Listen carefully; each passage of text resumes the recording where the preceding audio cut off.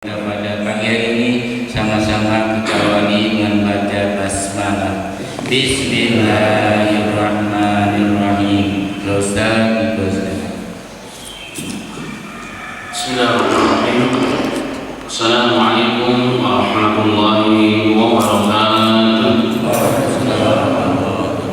Alhamdulillahilladzi nazzala al-Qur'ana 'ala 'abdihi liyakuna lil 'alamin nadhira. Alhamdulillahilladzi lahu mulku as-samawati wal ardh wa lam yattakhidh walada wa lam yakun lahu sharikun fil mulk wa khalaqa kulla shay'in wa qaddarahu taqdira. Allahumma shalli wa sallim ala habibina al-Mustafa Muhammad bin Abdillah al-Amin sallallahu alaihi wasallam wa ala alihi wa ashabihi at-tayyibin ila yaumil din. Ya ayyuhalladzina amanu taqullaha haqqa tuqatih wa la tamutunna illa wa antum muslimun. Ya ayyuhalladzina amanu taqullaha wa qulu qawlan sadida yuslih lakum a'malakum wa yaghfir lakum dhunubakum wa man yuti'illaha wa rasulahu faqad faza fawzan 'azima. Amma ba'd. Alhamdulillah, alhamdulillah, ma'asyiral muslimin wal muslimat jemaah Masjid Al-Istiqamah yang insyaallah memastikan kita hingga akhir kita dan ketaatan kepada Allah Subhanahu wa taala. Amin ya rabbal alamin. Bersyukur kepada Allah Taala di pagi yang berbahagia ini kita masih diberikan kembali taufiknya, hidayahnya, inayahnya dan mahabbahnya Allah kepada kita semuanya, sehingga Allah masih menggunakan waktu kita, diri kita, harta kita, kesehatan kita untuk sama-sama bertakwa kepada Allah Subhanahu wa taala, bahkan merupakan seafdal taqwa, seafdal ibadah, yakni salat subuh. Semoga Allah menerima ibadah kita dan terus Allah memperbaiki kualitas ibadah kita hingga ajal menjemput kita. Amin ya rabbal alamin. Jemaah sekalian yang dirahmati oleh Allah Subhanahu wa taala, dari awal tahun 2021 negara ini, bahkan planet yang bernama bumi ini dirundung duka dan kesedihan. Kenapa? Karena adanya taun, adanya pandemi yang telah berlangsung setahun bahkan. Dan ini merupakan duka besar. Ini adalah ujian bersama bagi penduduk bumi yang bernama planet, yang planet yang bernama bumi. Ditambah lagi negara kita secara khusus mengawali tahun, setiap tahun diawali dengan berita-berita yang sangat menyedihkan. Berita banjir yang sekian lama menggenang sebagian besar provinsi Kalimantan Selatan dan tempat-tempat yang lain. Gempa, masya Allah, gempa, pesawat jatuh, gunung meletus dan lain sebagainya. Ini semua sesungguhnya ma'asyiral muslimin rahimani wa rahimakumullah adalah ayat min ayatillah, ayat dari ayat-ayat Allah, tanda-tanda dari kekuasaan Allah Subhanahu wa taala. Apa hikmah di balik ini semuanya? Allah Taala berfirman dalam Al-Qur'an, "Dhaharal fasadu fil bahri wal bahri bima kasabat aydin nas." Nampaknya kerusakan di permukaan darat, di permukaan bumi dan juga di lautan tidak lain kecuali dengan apa? Dengan kasabat aydin nas. Itu semua akibat ulah tangan manusia. Jadi kerusakan yang muncul di muka bumi ini tidak lain dan tidak bukan semua atas perbuatan ulah tangan manusia. Apa ulah tangan manusia? Ada dua. Yang pertama, secara zahir, kerusakan yang terjadi di alam semesta. Hutan yang merupakan jantung paru-paru dunia di Kalimantan habis tandus, ya kan, masya Allah. Jadi bagaimana akan bisa menahan air begitu deras yang mengguyur tanah tersebut sekian hari? Pasti akan akibat banjir. Membuang sampah sembarangan, membangun properti di mana-mana tanpa memperhatikan dan memperhitungkan efek-efek yang akan muncul pula. Ini adalah perbuatan manusia. Karena kesalahan manusia segelintir dari sebagian di antara kita karena haus dunia yang berlebihan tidak memindahkan lagi kebaikan, efek ulah tangan manusia yang tidak bisa dipungkiri. Oleh tangan manusia tidak bisa dipungkiri. Asbab keserakan sebagai manusia.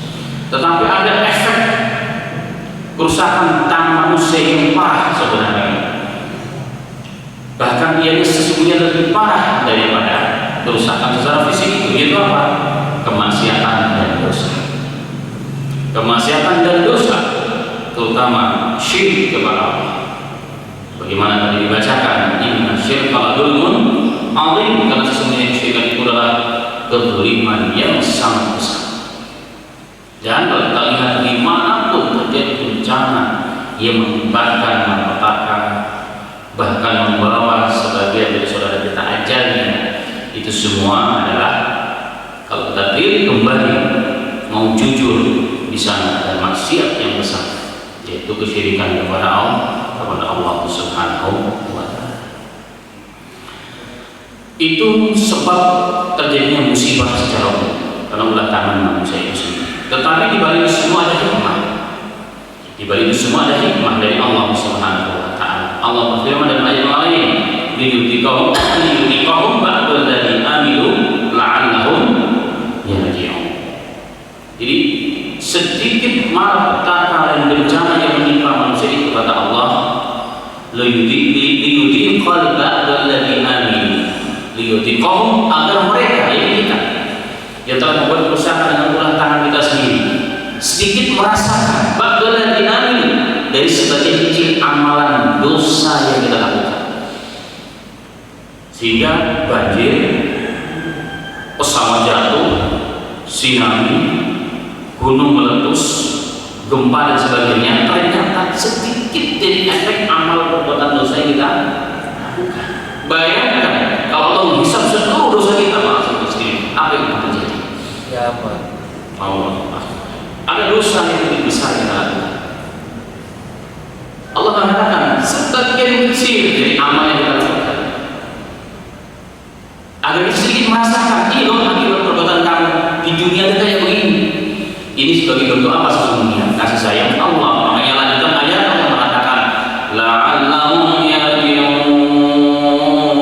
agar mereka kembali kepada Allah, agar mereka mau berinabah kepada Allah. Diinginkan oleh Allah. Diinginkan oleh Allah.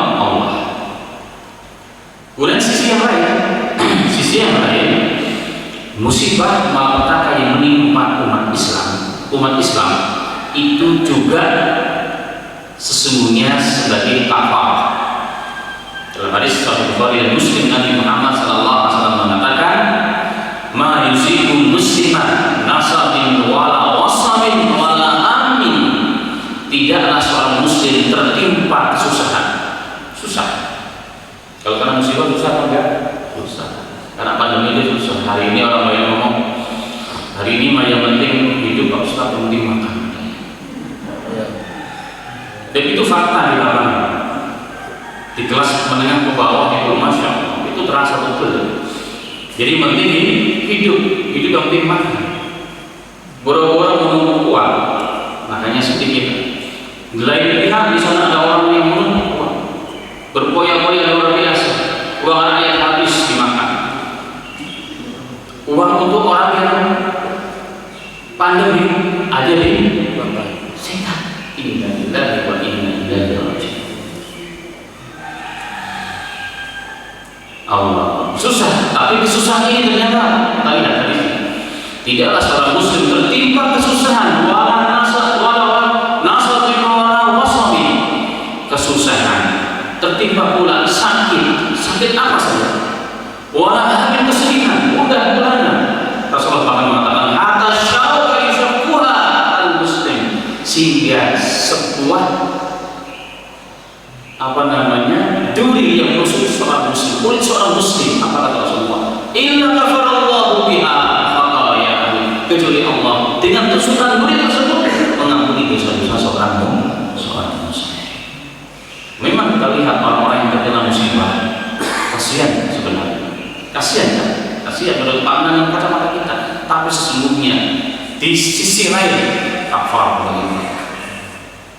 Yang tertimpa saja kafar, pengampunan dosa dari Allah Subhanahu wa Ta'ala. Jangan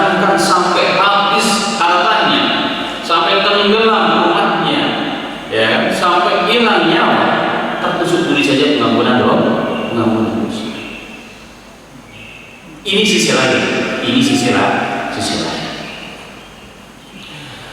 Dan itulah makanya Muhammad SAW hadis yang sebelumnya juga mengatakan ajaran di ambil mukmin sungguh mengherankan perkara yang di masalah muslim. In asabahu sarra syakar. Jika tertimpa kesenangan, mereka bersyukur kepada Allah.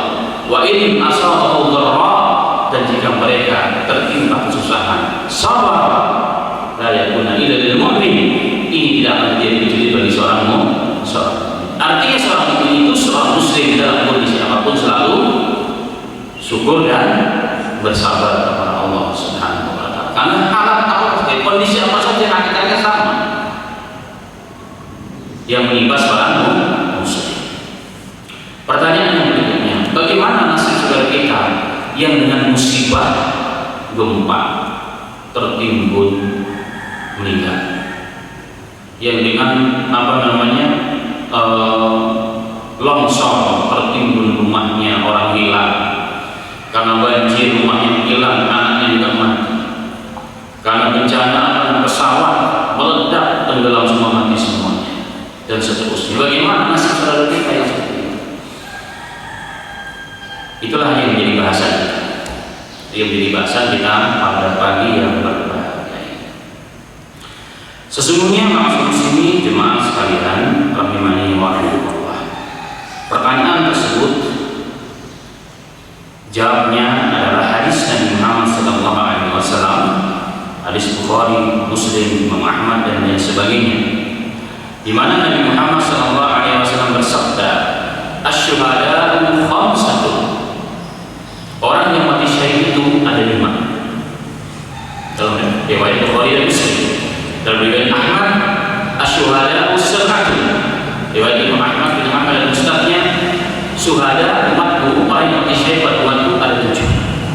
Nah, kita gabung berarti tersebut menjadi 1. Yang pertama kata Nabi Muhammad SAW, al-mad'un, orang yang wafat ada menjemputnya karena taun, karena tertimpa wabah, dia meninggal dunia, sabar dan ihtisab dari hadis yang lain itu, maka dia mati syahid. Taun artinya adalah wabah. Wabah dalam Islam bisa bermacam-macam namanya, perbedaan tempat dan zaman akan muncul pula nama yang berbeda. Tapi intinya adalah taun, penyakit wabah yang menular, yang menyebar. Jika seorang muslim tertimpa penyakit itu, apapun namanya, hari ini namanya COVID-19, jangan. Hari ini katanya COVID-19. Setelah tertimpa penyakit itu, setelah berikhtiar maksimal tentunya, ya, setelah berikhtiar maksimal, bukan tidak ikhtiar bagian dari beragama.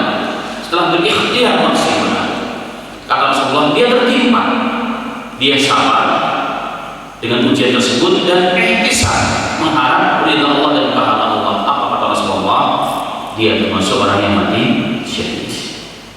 Lalu sudah kita bahas ya sebelumnya, saya ulang sekilas hadisnya. Bahkan nanti pada hari kiamat Allah Subhanahu wa taala akan berkata kepada para malaikat, ketika orang-orang yang mati dalam kondisi meninggal dalam kondisi taun itu datang kepada Allah, ya Allah, nahnu syuhada'u mat'un, ya Allah, kami adalah syuhada'mu karena mati asbab wabah. Maka Allah mengatakan, wahai malaikat, lihatlah mereka, apabila terdapat pada badan mereka juruhat, luka-luka, keluarkan darah kepada werah, ekonya kasturi, ketahuilah itu yang betul-betul mati syahid. Maka dilihat oleh para malaikat, orang-orang yang meninggal dunia karena taun tersebut, karena wabah tersebut, ternyata jasad mereka penuh dengan darah mengalir dari luka-luka pada badannya berwarna merah, tapi baunya bau kasturi. Maka mereka dikatakan mereka lah orang-orang yang mati syahid di dunia karena Allah Subhanahu. Karena itulah ma'asyiral muslimin, kita menganggap si fulan kasihan yang meninggal karena COVID, si fulan syekh fulan meninggal karena COVID.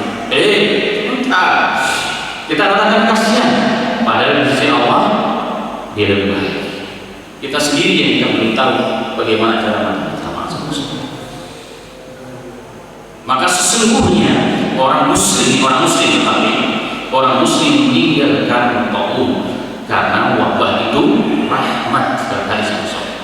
Karena Rasulullah mengatakan taun syahadat likulli muslim. Wabah penyakit itu yang adalah kesyahidan yang Allah berikan bagi seorang muslim yang berimannya. Dan Rasulullah mengatakan dia adab ya Rasulullah liman qablakum, liman kana qablakum. Dia adalah adab yang diutus oleh Allah untuk umat sebelum kalian. Dalam riwayat Bani Israil diberikan orang-orang yang tidak beriman.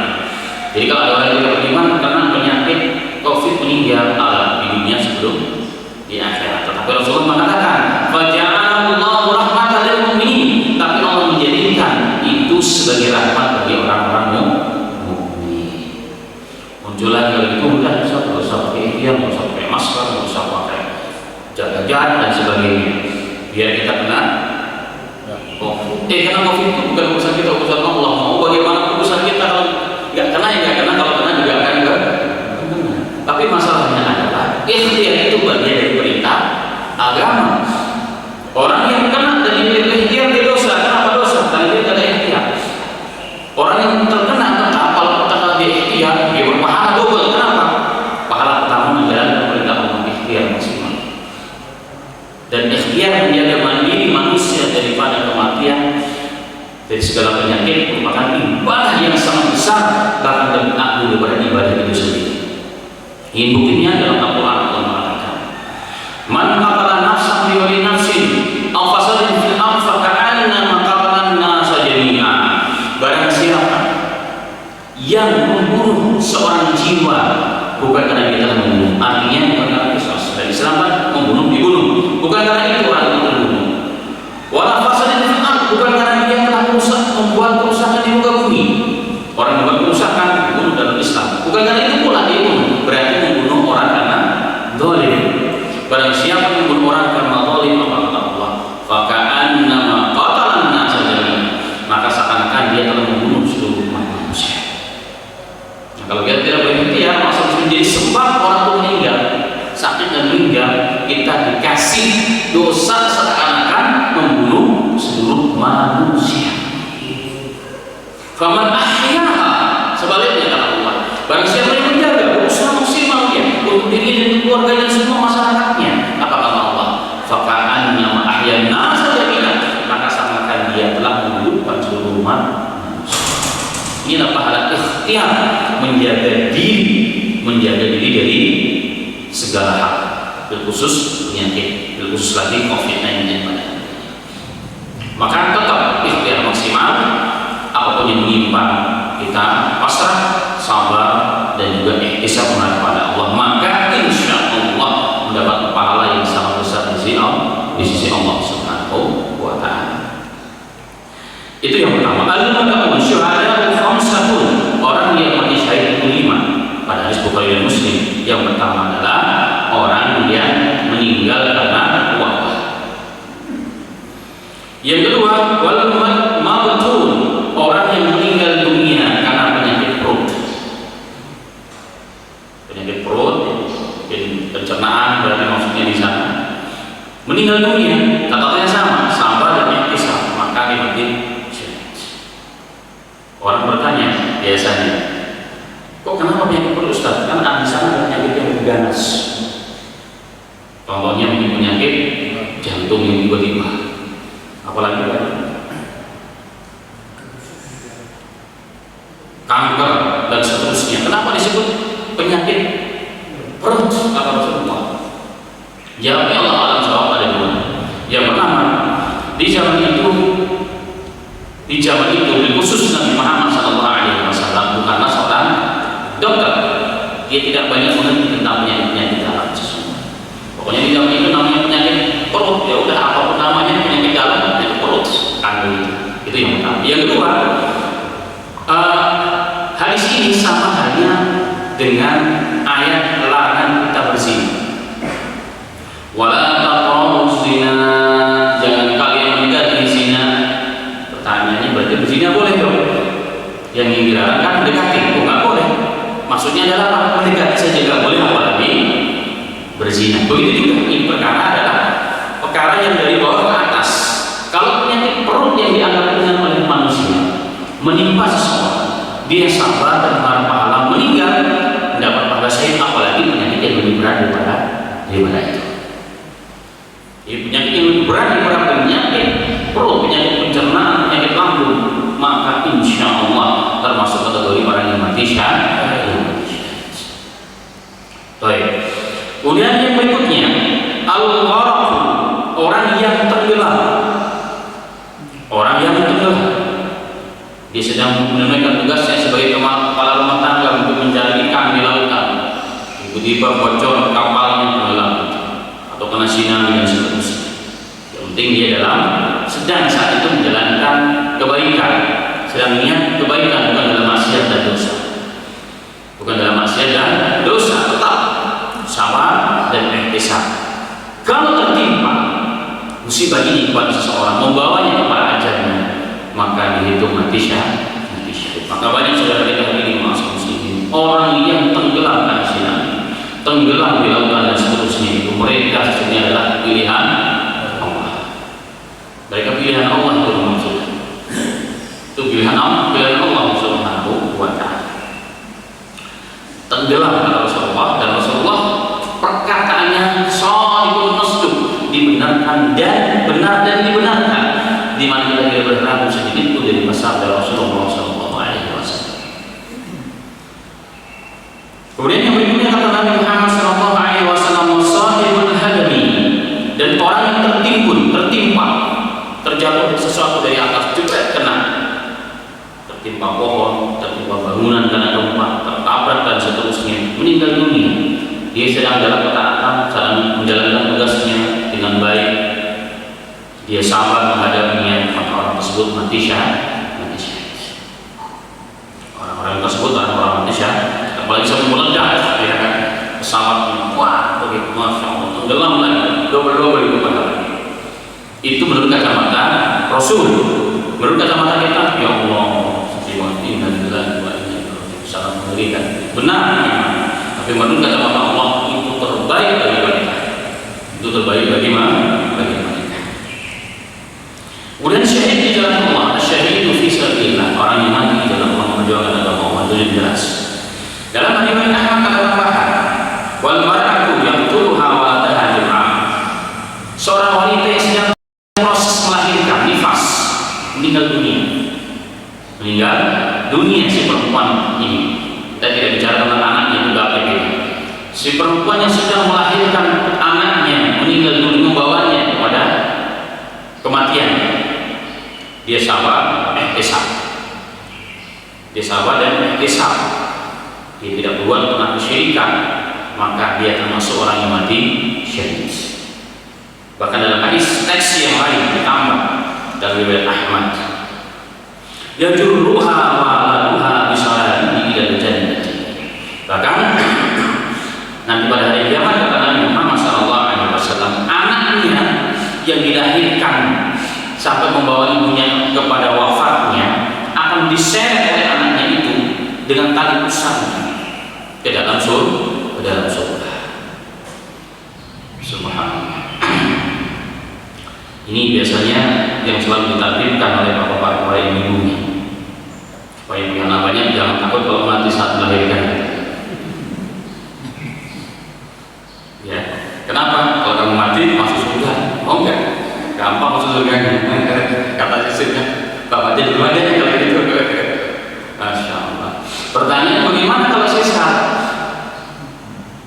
Jadi kalau sesar dalam arti normal, betul-betul arahan dokter. Karena sesar itu jika bukan arahan dokter, mengada-ada, itu juga dosa. Sekarang kan lagi tren, ya kan? Ibu nggak menyusui, nggak merasakan sakit, atau mengepas tanggalan. Tanggal 21 bulan 21 kan? Ya, tanggal 12 bulan 12 jam 12 tahun 2012 itu dia dibolehkan dimana? Karena rasa sakit yang menimpa seorang perempuan saat melahirkan itulah pahala yang nggak bisa dibeli dengan apapun. Bahkan laki-laki pun nggak pernah dapat ini, Pak. Laki-laki bagaimanapun susah payah jungkir baliknya menafkahi keluarganya, nggak akan mendapatkan pahala ini. Ini yang dibikin spesial khusus untuk kaum wanita. Nah kalau ini aja nggak bisa, mau dapat apa lagi? Subhanallah. Itulah jihadnya seorang wanita. Itulah jihadnya seorang wanita. Bahkan kalau Allah membawa dia kepada wafatnya, maka dia itu mati syahid, akan diseret nanti anaknya pada hari kiamat di dalam surga Allah Subhanahu wa Ta'ala. Ini adalah nikmat yang Allah berikan khusus kepada kaum wanita. Kemudian maksud muslimin rahimani wa rahimakumullah. Ada pertanyaan, bagaimana kalau wanita yang aborsi, diburu beranak dan sebagainya, kemudian meninggal dunia? Ini tidak termasuk. Ini tidak termasuk karena aborsi biasanya perbuatan karena dia takut ketahuan hamil. Pertama biasanya dia melakukan dosa besar. Kemudian mengaborsi berarti mengeluarkan paksa, membunuh nafsi bayi tersebut juga dosa besar. Dia mati dosa lagi. Maka alhamdulillah ini. Dan ini tidak termasuk. Yang disebut oleh Nabi Muhammad SAW, perempuan yang akan mati syahid saat melahirkan adalah yang normal, dalam arti aturan mainnya jelas. Kalau sesar memang sudah diperintahkan oleh ahlinya, yang seorang dokter, memang dia harus sesar. Mati juga itu adalah takdir Allah Subhanahu wa Ta'ala. Kemudian yang berikutnya, ma'asyiral muslimin rahimani wa rahimakumullah. Ada tambahan dalam hadis yang lain, wasil syahadatun, dan orang yang meninggal karena sin itu diterjemahkan penyakit TBC, sabar dan dia tetap ihtisab, meninggal dunia, maka termasuk mati syahid. Baik, mungkin orang bertanya, kok begitu mudah mati syahid? Itulah rahmat Allah kepada hamba-Nya. Rasulullah pernah bertanya kepada sahabat, "Wahai sahabat, tahu nggak kalian siapakah di antara umatku yang mati syahid? Siapakah di antara umatku yang akan mendapat predikat mati syahid?" Itu kata Nabi Muhammad SAW. Maka sahabat Nabi Muhammad SAW mengatakan, orang yang mati syahid ya Rasulullah, para umatmu adalah orang yang sedang berjuang di jalan Allah, terbunuh dia karena itu dia mati syahid. Rasulullah mengatakan, kalau begitu orang yang mati syahid berumatku itu sama sedikit bagi sahabatku. Oh enggak begitu, kata Rasulullah. Orang yang mati syahid banyak, tadi dari sini bisa katakan. Kemudian Rasul bersabda dalam teks yang berbeda bahwa syuhada ummati khamsatun, orang-orang yang mati syahid dari umatku adalah ada 5 orang, dalam riwayat 7 orang dan seterusnya. Dan ini merupakan rahmat Allah Subhanahu wa Ta'ala. Pernah terjadi di zaman sahabat bernama Abdullah bin Yasar. Zaman Abdullah bin Yasar radhiyallahu anhu. Beliau mengatakan, "Kuntu jalisan wa Sulaiman bin Sa'd wa Khalid bin Urfaqah. Wa dzakara anna rajulan ufiya mata bi badri." Kami sedang duduk bersama Sulaiman bin Sa'd dan Khalid bin Urfaqah. Dan sahabat-sahabat sedang berbicara membicarakan seorang laki-laki yang meninggal dunia karena penyakit perutnya. Faida huma yashtahiyani an yakuna syuhada. Kemudian orang tersebut yang sebelum dia mati dia menginginkan untuk mati syahid sebelumnya sebenarnya. Jadi sebelum dia terkena penyakit perut membawa yang pada ajalnya, dia sudah menginginkan dia mati syahid. Maka para sahabat mendatangi jenazah orang tersebut, kemudian memberikan kabar gembira pada keluarganya yang mengatakan, "Alam yaqul Rasulullah SAW, bukankah Rasulullah SAW telah bersabda, man yaqtuluhu bi badni falam yu'adhibhu fi qabrih." Barang siapa telah terbunuh dia oleh perutnya. Kalau terjemahnya begitu, artinya barang siapa yang wafat karena penyakit perutnya, falam yu'adhibhu fi qabrih, maka tidak akan pernah dia diazab di dalam kuburnya. Subhanallah. Salah satu jaminan orang yang mati syahid adalah apa? Tidak diazab di dalam kubur, dibebaskan daripada azab kubur. Saja dari dosa pun akan diampunkan oleh Allah, dilindungi dari azab kubur oleh Allah Subhanahu wa taala. Ternyata orang yang meninggal dunia karena penyakit perut dan dia sabar pun dijamin oleh Rasulullah bahwa dia tidak akan pernah sama sekali diazab di dalam kuburnya. Maka yang lain mendengar apa yang disampaikan oleh sahabat tersebut tentang sabda Rasulullah. Dia mengatakan, "Bala, ya betul dalam riwayat salat tak benar. Aku telah mendengar langsung dari Nabi Muhammad Sallallahu Alaihi Wasallam." Artinya apa? Kekhususan orang-orang yang mati syahid, kekhususan orang-orang yang mati syahid di jalan Allah Subhanahu Wa Taala ada 5 ataupun 8 ya. Di antaranya akan dilindungi daripada azab kubur, diselamatkan daripada fazal akbar terjadi di hari kiamat nanti, dijaga oleh Allah Subhanahu Wa Taala, diampuni dosa-dosanya saat darah pertama jatuh di bumi karena terluka, diampuni dosanya oleh Allah semuanya. Dalam riwayat dari utang. Kemudian ditunjukkan tempatnya di surga, surga menjelang wafatnya. Yang berikutnya dipakaikan pakaian kemuliaan, pakaian keimanan. Kemudian akan dijemput oleh hurun ini kalau dia seorang laki-laki. Kemudian akan diberikan kemampuan memberikan syafaat 70 di antara keluarganya terdekat.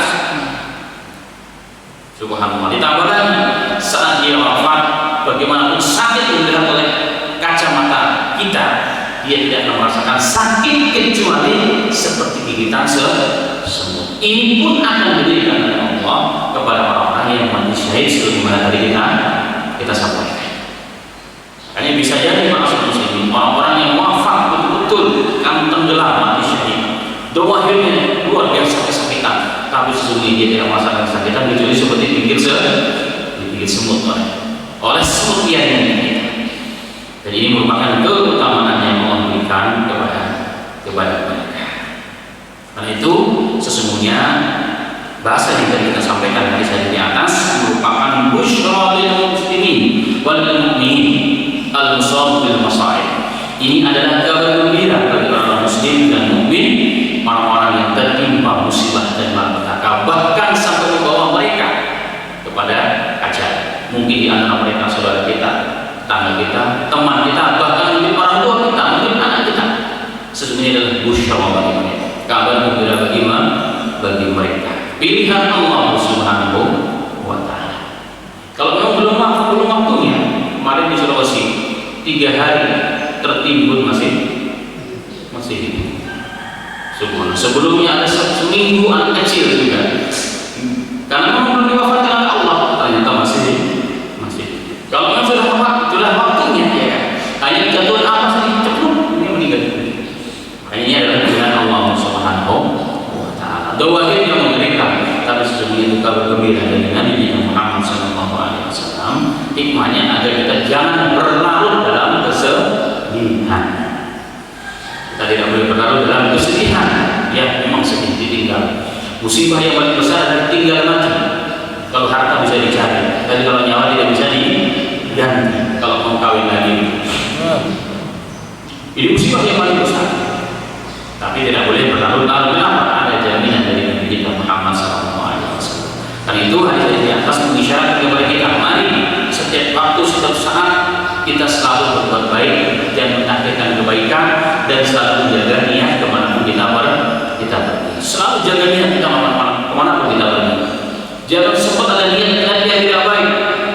Yang saya sampaikan, menjaga niat itu penting kemanapun kita pergi. Karena disitulah tolak ukur nilai kita di sisi Allah. Kita mau ke kantor, niat memang ini tugasku sebagai seorang laki-laki, kewajiban menjadi nafkah. Ini adalah jihad. Kalau kebetulan di tengah jalan tabrak mobil meninggal dunia, dia mati syahid. Atau mungkin naik pesawat jatuh syahid. Atau tenggelam syahid. Bahkan terbakar mati syahid. Tapi bayangkan kalau kita niatnya dari awal sudah tidak baik. Saya ambil kantor, saya mau korupsi nanti. dia udah rancang ya.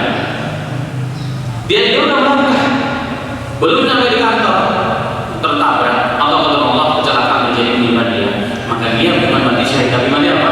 Mati konyol. Na'udzubillah min dzalika. Kalau dia masih muslim, itu sebagai tebusan dia sebenarnya. Tebusan dia sebelum wafat. Dan itulah maksud muslimin, semoga memberikan taufik kepada saya dan kepada kita semua selalu menjaga niat dimanapun berada, agar amalan-amalan yang kelihatan sepele berubah menjadi ibadah yang tinggi nilainya di sisi Allah Subhanahu wa Ta'ala dengan adanya niat yang baik. Kemudian maksud muslimin yang terakhir, fenomena yang menimpa kita hari ini dari semenjak pandemi sampai hari ini, ternyata begitu banyak ulama-ulama yang meninggal dunia. Di antara mereka rata-rata meninggal karena sakit. Ada yang karena COVID, dan itu sangat banyak penyakit yang lain. Tapi penyakit yang lain semua masuk dalam kategori tersebut. Jadi ulama-ulama ibarat telah banyak meninggalkan kita, baik di tanah air kita, bahkan di luar negeri sana. Hampir setiap hari kita dengar, hampir setiap hari kita dengar 3, 4, 5, Masya Allah. Yang jadi pertanyaan, tanda apa ini sesungguhnya? Tanda apa ini sesungguhnya bagi kita semua, bagi alam semesta? Jelas ini adalah tanda-tanda peringatan dari Allah. Di mana Nabi Muhammad SAW telah mengatakan, saya di zaman al-nasi akan datang satu masa, satu zaman pada manusia, yughurbiluna ghurbatan. Nanti akan datang manusia suatu saat, akan datang satu masa pada manusia, pada umatnya Rasulullah, masa di mana manusia akan digerbalah. Gerbalah itu ayat sebenarnya dipilih, terjemahannya itu dipilih. Akan datang manusia, akan datang masa pada manusia ini saat pemilihan manusia yang baik diambil oleh Allah, yang baik-baik diambil, yang tersisa adalah rojanya, orang-orang yang tidak mengerti apa-apa. La ya'rifuna ma'rufan wa la yunqiruna munkar. Di mana mereka tidak lagi mengetahui yang baik itu baik, dan kalaupun munkar mereka tidak mau mencegahnya. Itu yang tersisa. Dan masih ada kesempatan, masih ada orang-orang yang mengajarkan kita kebaikan, maka luangkanlah waktu. Itu intinya, maka luangkanlah waktu. Ajarlah diri kita, saudara kita, keluarga kita. Mari, selagi kita masih ada waktu, apalagi pandemi ini, apa yang kita bisa buat di luar diri rumah sana, tidak terlalu banyak. Maka luangkanlah waktu. Setiap ada kajian, setiap ada taklim, luangkan waktu. Kalau tidak pernah meluangkan sampai waktu, tidak pernah ada waktu. Dan hari ini orang pengangguran pun juga sibuk cari apa? Pekerjaan. Minimal dengan handphone. Masya Allah. Hari ini dari anak umur 2 tahun sampai kakek-kakek. Kalau kita lihat selama 24 jam, waktu yang paling habis, yang paling banyak harus digunakan apa? Ilah. Ya, handphone bukanlah musibah. Tapi kalau salah-salah ini adalah musibah kita bersama. Handphone seperti mata pedang pedang bermata dua, tergantung bagaimana kita menggunakan. Bisa untuk potong singkong, bisa untuk potong bawang, tapi bisa untuk bunuh orang. Tergantung bagaimana menggunakannya. Karena itulah maksud ini mengingatkan kembali pada bisa kita semua, mari selagi kita masih ada kesempatan, selagi masih sehat walafiat, diberikan taufik oleh Allah Ta'ala, kita luangkan waktu untuk mengembali kepada guru-guru kita, kepada ulama kita, sebagai bekal kita pada masa depan, masa yang abadi yang akhirat kita kelak insyaallah Ta'ala. Demikian mungkin kita pada pembagian ini, semoga bermanfaat. Alhamdulillah, saya terima kasih kepada Ustaz Abu Abdurrahman Al-Hajami yang telah menyampaikan pelajarannya pada pagi hari ini, yaitu terkait masalah beberapa hal yang menyebabkan kita mati syahid. Mudah-mudahan semuanya menjadi pelajaran kita dan akan meningkatkan keimanan dan ketakwaan kita pada Allah Subhanahu wa Ta'ala. Kita langsung saja jawab, silakan. 1, ada lagi? 2, Ibu ada ibu?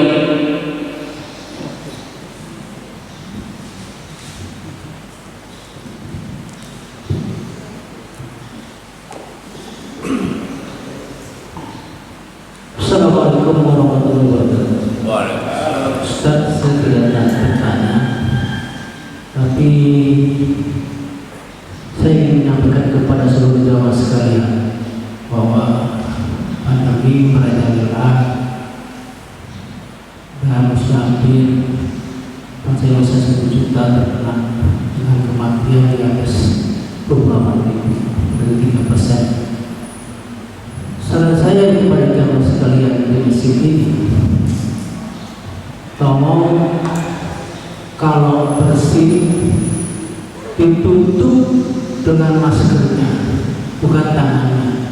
Jangan kotorin nanti masjid kita dengan droplet daripada bersih kita. Karena ini membawa kita ikhtiar yang Allah, ikhtiar yang kita jalankan tidak terkena. Maksudnya tadi kan kalau kita meninggalkan COVID itu sakit, tapi kita tidak berikhtiar untuk melakukan itu dan semua dari kita, maka itu usul saya.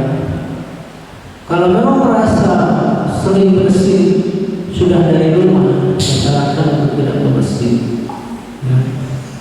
Karena saya sudah memperhatikan beberapa kali dari jemaah kita bersih, kalau tidak ada kita tidak ada masker, itu pernah ada makan, sehingga dropletnya tidak ada, kan?